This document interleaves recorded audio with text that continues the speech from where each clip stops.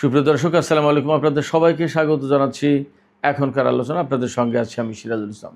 দর্শক, breaking news আছে। Israel লেবাননের রাজধানী বৈরুতে হিজবুল্লাহর হেডকোয়ার্টারে হামলা চালিয়েছে। এই হামলার জবাবে ইরান বেদনাদায়ক পাল্টা হামলা চালানোর ঘোষণা দিয়েছে। লেবাননে ইসরায়েলি হামলার পরপরই ইরানের সর্বোচ্চ জাতীয় নিরাপত্তা পরিষদ বৈঠকে বসে এবং আমি এই ভিডিও যখন করছি তার প্রায় আধা ঘন্টা আগে তাদের বৈঠক শেষ হয়েছে। বৈঠকের পরে ইসরায়েলের বিরুদ্ধে পাল্টা ব্যবস্থা নেওয়ার ঘোষণা দেওয়া হয়। ইরানের এই ঘোষণার মধ্য দিয়ে দুই পক্ষের মধ্যে সর্বাত্মক যুদ্ধ শুরু হয়ে যাওয়ার আশঙ্কা দেখা দিয়েছে। এপাশে মার্কিন প্রেসিডেন্ট ডোনাল্ড ট্রাম্প হিজবুল্লাহর বিরুদ্ধে আরও বেশি হামলা চালানোর জন্য ইসরায়েলের প্রতি আহ্বান জানিয়েছেন। তিনি কিন্তু কয়েকদিন আগে নেতানিয়াহুকে ভিন্ন কথা বলেছিলেন, আজকে আরেক কথা বলছেন। এদিকে হরমুজ প্রণালীতে ইরান একেবারে আনুষ্ঠানিকভাবে টোল আদায় শুরু করেছে। প্রতি জাহাজ থেকে $1.5 থেকে $2 মিলিয়ন, অর্থাৎ 15 লাখ থেকে $20 লাখ আদায় করা হচ্ছে। সুপ্রিয় দর্শক, এই বিষয়গুলো নিয়ে এখনকার ভিডিওতে বিস্তারিত আলোচনা করব। আশা করি আপনারা শেষ পর্যন্ত সঙ্গে থাকবেন।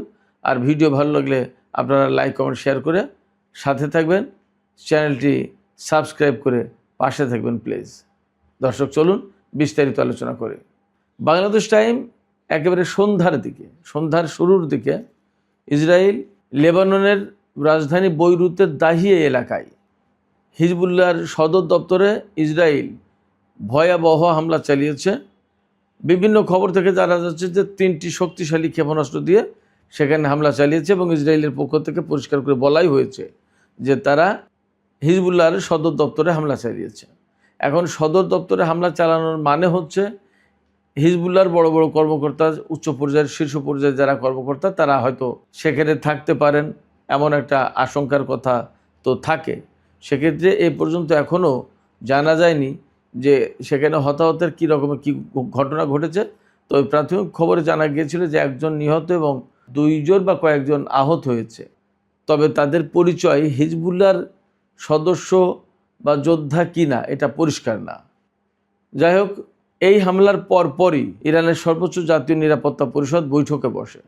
বৈঠকে বসার কারণ হচ্ছে ইরান আগেই ঘোষণা করেছে যে বৈরুতে হিজবুল্লাহর সদর দপ্তরে বা বৈরুতে যদি ইসরায়েল হামলা চালায় তাহলে ইরান ইসরায়েলের বিরুদ্ধে পাল্টা হামলা শুরু করবে।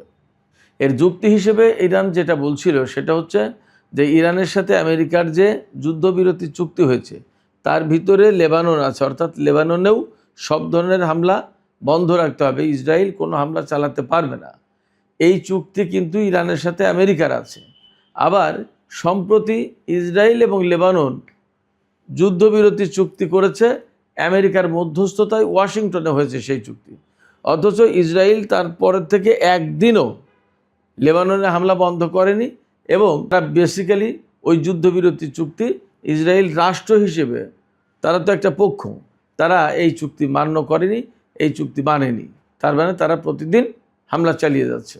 তো এইরকম একটা প্রেক্ষাপটে ইরান আজকে ঘোষণা করেছে সর্বোচ্চ জাতীয় নিরাপত্তা পরিষদের বৈঠকের পরে ইরানের জাতীয় নিরাপত্তা ও পররাষ্ট্র নীতি বিষয়ক সংসদীয় কমিটির মুখপাত্র ইব্রাহিম রেজাই এক্সে দেয়া পোস্টে তিনি ঘোষণা করেছেন, তিনি এইভাবে বলেছেন, পাগলা কুকুরকে তাকে শিকল দিয়ে বাঁধতে হবে এবং তার জায়গায় আনতে হবে। অতএব আজকে রাতে আকাশের দিকে আপনারা খেয়াল রাখুন, কি হচ্ছে দেখতে থাকুন। এবং তিনি বলেছেন ইসরায়েলের বিরুদ্ধে একেবারে বেদনাদায়ক প্রতিশোধ নেওয়া হবে। এপাশে লেবাননের রাজধানী বৈরুতের জনগণকে যে শহর খালি করার নির্দেশ দিয়েছিল ইসরায়েল আগের দিন, এই মাসের প্রথম সপ্তাহ দিকে, আজকে তো জুনের 7 তারিখ, প্রথম দিকে ইসরায়েল এই নির্দেশনা দিয়েছিল। তখন কিন্তু ইরান পাল্টা হুমকি দেওয়ার পর মার্কিন প্রেসিডেন্ট ইসরায়েলের প্রধানমন্ত্রী নেতানিয়াহুকে হামলা থেকে বিরত থাকার জন্য অনুরোধ জানিয়েছিলেন। তো তারপর থেকে বৈরুতের লোকজন কিন্তু শহর ছাড়েনি এবং তারা বলেছে যে আমরা কোনো তাঁবুতে, ব্রিজের নিচেই, খোলা আকাশের নিচেই আমরা কোথাও বসবাস করতে চাই না, আমরা এই শহরেই থাকব এবং তাতে যদি মৃত্যু আসে তা আসবে। সেই কারণে রাজধানী বৈরুতের কোনো লোকজন শহর ছেড়ে চলে যায়নি। এখন তারা বলছে যে আমরা দেখতে চাই হিজবুল্লাহ কি পাল্টা ব্যবস্থা নেয় ইসরায়েলের বিরুদ্ধে এবং ইরানও কি ব্যবস্থা নেয় সেটা আমরা দেখতে চাই। সেক্ষেত্রে লেবাননের জনগণের পক্ষ থেকে এখন ইরান এবং হিজবুল্লাহর উপর একরকমের একটা চাপ আছে। এই চাপ থাকার কারণে এখন ইরানকে অবশ্যই ইসরায়েলের বিরুদ্ধে একটা হয়তো ব্যবস্থা নিতে হবে, কারণ জনগণের চাপ আছে। ইরানের পক্ষ থেকে যদি ইসরায়েলের উপর হামলা চালানো হয় তাহলে নতুন করে আবার সর্বাত্মক যুদ্ধ শুরু হওয়ার একটা সম্ভাবনা বা আশঙ্কা যায় বলি তা আছে। কারণ ইরান যখনই ইসরায়েলের উপর হামলা চালাবে অবশ্যই ইসরায়েল ইরানের বিরুদ্ধে হামলা চালাবে। মার্কিন প্রেসিডেন্ট ডোনাল্ড ট্রাম্প এনবিসি নিউজকে দেওয়া সাক্ষাৎকারে বলেছেন যে আরও বেশি করে হিজবুল্লাহর বিরুদ্ধে হামলা চালানো উচিত এবং সেই সাক্ষাৎকার আজ রোববার প্রচারিত হয়েছে টেলিভিশন চ্যানেলে। সেক্ষেত্রে ডোনাল্ড ট্রাম্প যখন হিজবুল্লাহর উপর হামলা চালানোর জন্য ইসরায়েলকে বলছে, তার মানে দাঁড়ায় তিনি এই যুদ্ধের উস্কানিদাতা, আজকের যে হামলা সেই হামলার উস্কানিদাতা। এবং ডোনাল্ড ট্রাম্প এটা খুব ভালো করে জানেন যে ইসরায়েল যদি লেবাননের রাজধানী বৈরুতে হামলা চালায়, বিশেষ করে হিজবুল্লাহ সদর দপ্তরে, তাহলে ইরান তাতে জড়িয়ে যেতে পারে। তারপরেও তিনি যখন ইসরায়েলকে হামলা চালানোর জন্য বলছেন, আরও বেশি হামলা চালানোর জন্য, তাহলে তার মানে দাঁড়ায় যে তিনি এই যুদ্ধ চাইছেন, হয়তো আমেরিকাও এই যুদ্ধে জড়িয়ে যাবে। সেক্ষেত্রে মধ্যপ্রাচ্যে আমরা আবার হয়তো পূর্ণাঙ্গ মাত্রার একটা সংঘর্ষ যুদ্ধ দেখতে যাচ্ছি, এমন আশঙ্কা কিন্তু রয়েছে। দুঃখজনক হচ্ছে ইসরায়েল লেবাননে এই হামলা যখন চালালো তখন কিন্তু ইরান এবং আমেরিকা চুক্তির খুব কাছাকাছি বলে ধারণা করা হচ্ছিল। ট্রাম্পের পক্ষ থেকেও বলা হচ্ছিল, আবার পাকিস্তানের স্বরাষ্ট্রমন্ত্রী ইরান সফরে গেছে, সেখানে নানামুখী আলোচনা হচ্ছে, কথাবার্তা হচ্ছে। ঠিক সেই মুহূর্তে ইসরায়েল এই হামলা চালালো। তার মানে ধরে নেওয়া যাচ্ছে যে ইরান এবং আমেরিকা যখন চুক্তির খুব কাছাকাছি তখন ইসরায়েল এই হামলা চালিয়ে এই চুক্তিটাকে আবার বানচাল করে দেওয়ার ব্যবস্থা করলো। ইসরায়েল বেসিক্যালি আমেরিকার সাথে ইরানের কোনো চুক্তি হোক এটা চাইছে না। এখন প্রশ্ন হচ্ছে ইসরায়েল এই চুক্তি বানচাল করে দেওয়ার ব্যবস্থা করলো কি করলো না। সম্ভবত ইরান সেটা গুরুত্ব দিয়ে দেখবে না, বরং এখানে গুরুত্ব দিয়ে দেখার কথা লেবাননের পরিস্থিতি, লেবাননের জনগণ এবং হিজবুল্লাহর সদস্যদের। সেক্ষেত্রে ইসরায়েল যে হামলা চালিয়েছে তার পাল্টা জবাব ইরানের পক্ষ থেকে দেয়ার কথা, হওয়ার কথা। দেখা যাক কি হয়, আমরা পরিস্থিতি দেখতে থাকি। এদিকে ইরানের জনগণ চুক্তির ব্যাপারে কি ধরনের মনোভাব পোষণ করে সেই বিষয়ে একটা জনমত জরিপ প্রকাশ করেছে তেহরান বিশ্ববিদ্যালয়। এই জনমত জরিপের কাজে সহযোগিতা করেছে। এই জনমত জরিপে দেখা যায় যে ইরানের 80%, শতকরা 80% মানুষ মনে করে যে আমেরিকার সাথে ইরান যদি চুক্তি করে তাহলে চুক্তি হয়তো হলো, কিন্তু আমেরিকা চূড়ান্ত পরিণতিতে বা চূড়ান্ত বিচারে এই চুক্তি মেনে চলবে তার কোনো গ্যারান্টি নেই, তার নিশ্চয়তা নেই, সেই সম্ভাবনা কম। এই জায়গা থেকে শতকরা 54% মানুষ মনে করে আমেরিকার সাথে চুক্তি করা উচিতই হবে না, দরকারই নেই। এই জরিপের ভেতর দিয়ে ইরানের জনগণের মনোভাব, দৃষ্টিভঙ্গি এবং মতামত কিন্তু একদম পরিষ্কার হয়েছে। সেক্ষেত্রে আমার মনে হয় যে ইরান সরকার বিষয়টাকে যথেষ্ট গুরুত্ব দেবে, কারণ দেশের জনগণ যখন আমেরিকার সাথে চুক্তি চায় না বা মনে করে যে আমেরিকার চুক্তি মেনে চলবে না, তাহলে ইরান এত গুরুত্ব দিয়ে সেই চুক্তি কেন করতে যাবে? ব্যাপারটা আমার মনে হয় যে ইরান এইভাবে ভাববে। এবং সারা বিশ্ব থেকে বেশিরভাগ মানুষ কিন্তু, আমি এই পর্যন্ত যত জনমত জরিপ দেখলাম বা আমার সাথে ব্যক্তিগতভাবে যত মানুষের কথা হয়, তাদের বেশিরভাগেরই মতামত যে আমেরিকার সাথে ইরানের আসলে চুক্তি করার কোনো প্রয়োজনই নেই, এটা কোনো অর্থবহ কার্যকর কোনো চুক্তি হবে না। সেক্ষেত্রে চুক্তি না করে বরং অন্য ব্যবস্থা, অন্য পথ বেছে নেওয়া উচিত। সুপ্রিয় দর্শক, আপনাদের কাছেও আমি এই আলোচনার ভেতরেই প্রশ্ন রাখলাম যে আসলে আপনারা কি মনে করেন?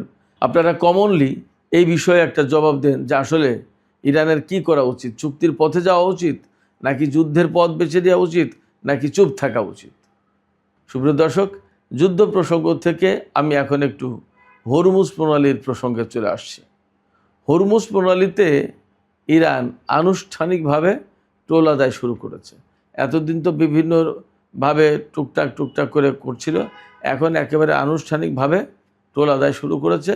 ইরানের পক্ষ থেকে ইরানের ফার্স্ট নিউজে খবরটা এসেছে যে ইরান জানিয়েছে যে প্রতি জাহাজে $1.5 মিলিয়ন থেকে $2 মিলিয়ন চার্জ করা হচ্ছে। সম্ভবত জাহাজ বুঝে যেগুলো বড় বেশি তেল বা বেশি পণ্য বহন করছে সেগুলোকে $20 লাখ, আর যেগুলো একটু তুলনামূলক সেগুলোকে $15 লাখ টোল ধরা হচ্ছে এবং এই টোল একদম আনুষ্ঠানিকভাবে আদায় করা হচ্ছে। ফার্স্ট নিউজে প্রকাশিত ওই খবরে বলা হয়েছে যে ইরান এইভাবে যদি টোল আদায় করে তাহলে বছরে ম্যাক্সিমাম $7.5 বিলিয়ন অর্থাৎ $750 কোটি আয় করবে।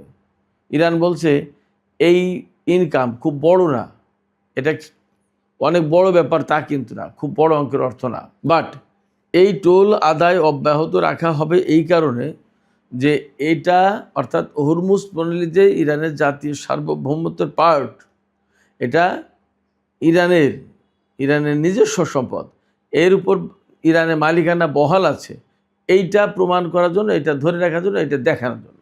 সেক্ষেত্রে ইরানের পক্ষ থেকে হরমুজ প্রণালীতে টোল আদায়ের ব্যাপারটা এটা বহাল থাকবে এবং এই জায়গা থেকে ইরান সরে যাবে না, এটা মোটামুটি পরিষ্কার। শুধু তাই না, ইরানের পক্ষ থেকে একেবারে এই হরমুজ প্রণালী ম্যানেজমেন্ট অথরিটি গঠন করা হয়েছে এবং সেই অথরিটি একদম নিরাপত্তা দিয়ে জাহাজ পার করে দিচ্ছে। খবরে বলা হচ্ছে যে ইরানের পক্ষ থেকে ইরানের সামরিক বাহিনী, বিশেষ করে IRGC, এই যে সমস্ত জাহাজ টোল দিয়ে ইরানের অনুমতি নিয়ে হরমুজ প্রণালী পার হচ্ছে, তাদেরকে ইরানের সামরিক বাহিনীর পক্ষ থেকে একদম সেফ প্যাসেজ অর্থাৎ নিরাপদ রুট চলাচলের জন্য নিরাপত্তা দেওয়া হচ্ছে। দর্শক, সর্বশেষ পর্যায়ে আরেকটি খবর আপনাদের জানিয়ে শেষ করব। সেটি হচ্ছে যে ওপেকের পক্ষ থেকে জুলাই মাসের জন্য 1,88,000 ব্যারেল তেল বেশি উত্তোলনের অনুমোদন দেওয়া হয়েছে। অর্থাৎ ওপেকে যে সমস্ত সদস্য দেশ আছে সবাই মিলে মোট 1,88,000 ব্যারেল তেল বেশি উৎপাদন করতে পারবে। কেন এই চিন্তা করা হয়েছে? এই চিন্তা করা হয়েছে এই কারণে যে হরমুজ প্রণালী, যুদ্ধ, সমস্ত সব কিছু মিলে যে সংকট তৈরি হয়েছে, এই সংকটের কারণে বিশ্ববাজারে তেলের সংকট পড়েছে, তেলের প্রবাহ কমে গেছে, তেলের চাহিদা যেটা ছিল তা তো আছেই, কিন্তু তেলের সাপ্লাই কমে গেছে। এই ঘাটতি কিছুটা হলেও পূরণ করার জন্য এই ওপেকের পক্ষ থেকে তেলের উৎপাদন বাড়ানোর ঘোষণা দেওয়া হলো। কিন্তু বাস্তবতা হচ্ছে যে এই তেলের উৎপাদন বাড়ানোর ফলে এই সমস্যার সমাধান আসলে কি হবে কিনা, কারণ হরমুজ প্রণালী কার্যত পুরোপুরি খুলে যায়নি। যতক্ষণ পর্যন্ত পুরোপুরি খুলে না যাচ্ছে ততক্ষণ পর্যন্ত তেলের প্রবাহ স্বাভাবিক হবে না। আর তেলের প্রবাহ স্বাভাবিক হলেও এই গত কয়েক মাসে যে ঘাটতি তৈরি হয়েছে বিভিন্ন দেশে, সেই ঘাটতি এবং শূন্য রিজার্ভ পূর্ণ করার পরে স্বাভাবিক অবস্থায় আসতে আসলে যথেষ্ট সময় লাগবে। সেক্ষেত্রে ওপেকের এই সিদ্ধান্ত হয়তো কিছুটা প্রভাব ফেলবে, কিন্তু বড় মাত্রায় তেলের বাজারে বড় মাত্রায় কোনো প্রভাব ফেলতে পারবে না। সুপ্রিয় দর্শক, এখনকার আলোচনা এখানেই শেষ করতে চাইছি। আশা করি আলোচনা আপনাদের ভালো লেগেছে। যদি ভালো লাগে তাহলে লাইক, কমেন্ট, শেয়ার করবেন।